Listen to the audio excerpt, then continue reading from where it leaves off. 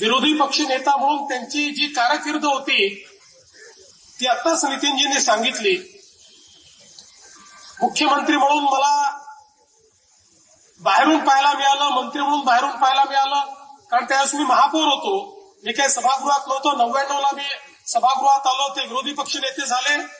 पण मी असं म्हणेन की माननीय राणेसाहेब, माननीय मुंडे साहेब यांच्यासोबत सभागृहात काम करायला मिळणं यापेक्षा मोठी पर्वणीच दुसरी नव्हती. कदाचित माझ्या संपूर्ण संसदीय जे काही यश मला मिळालं त्या यशाचं श्रेय जर कोणाला द्यायचं असेल तर राणेसाहेबांसारख्या माझ्या नेत्यांना द्यावं लागेल, की ज्यांनी त्यावेळी मार्गदर्शनही केलं आणि प्रोत्साहनही दिलं.